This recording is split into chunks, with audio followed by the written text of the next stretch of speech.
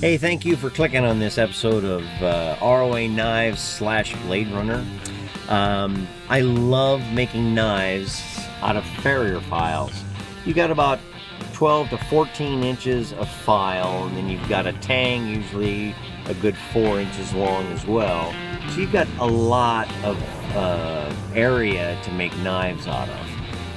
You've got, of course, you have your rasp side on the one side, and you've got your mill bastard file on the other side.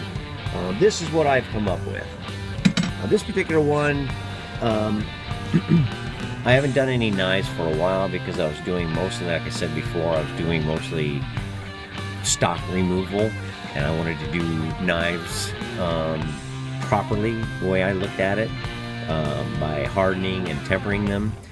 So this is the very first knife that I made that I hardened and tempered. I think it came out pretty slick. Put a rosewood handle on it with some brass pins. I did a lot of scroll work on this one. I like the way the file teeth make the scroll work pop right out of there. I even did that back, all the way back to the handle. I just tapered everything down all the way to the tip. Of course, you got your mill bastard, and then of course your wrap side on there. Now, this one hardened and tempered beautifully, and it's got a great weight to it. The only problem with it, even though because it is my very first one, I kept it. It did come out crooked.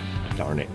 It warped when I heat treated it, which is fine. I mean, it's my knife. It's the very first one I did. I put a lot of work into it. Figured I wanted to keep it. It's going to hold up.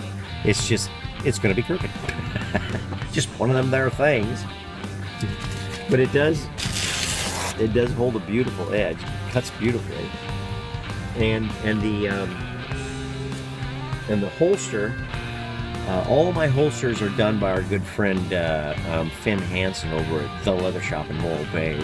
He did a really nice. I like having make simple holsters for my knives. I don't like all the flash and everything on there. He does a beautiful job. He even put a rare earth magnet on the back of it so that it holds your knife into the holster much better. And this one, I was experimenting with a handle, and I cut this knife out, and it's like, okay, I'm not all that jazzed about the style of it, but I'll put a handle on it. And so what I decided to do was, I had a friend of mine cut a piece of walnut off center, just enough so that the thickness of the knife would fit on one side of the handle scale if I carved it out and inlaid it, and then the other side would just sandwich onto that, and it actually came out pretty darn good. You wouldn't even be able to tell that this was a sandwiched knife handle, except for the bottom here. You could just see the seam on that. Otherwise, the top came out pretty sweet. I was very, very pleased with how that came out. You can't even tell that there's a seam there at all. The knife itself, he thinks is very comfortable. He loves it. A friend of mine, like I said, he saw it. He says, I love that thing. So I went ahead and finished the knife for him. Put some scroll work. I do love the way those file teeth just make that scroll work just pop right out of there. I just absolutely love that. This one too, I mean, these files just have some beautiful metal in them, and they hold that up very well.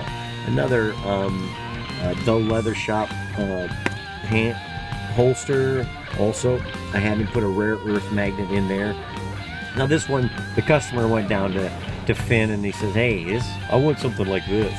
So he had a little bit of extra scroll work on his holster. Now this last one here is a buddy of mine sent me a bunch of files from the Midwest, and I thought I'd make him a knife. I had Finn make a holster for it. I like the simplistic look. Again, we put a rare earth magnet in there, and it holds the knife into the holster better. Again, we use the farrier file. Now this is flame maple from Ernie Ball Guitars scrap pile. I put a little bit of scroll work on this one, not near as much.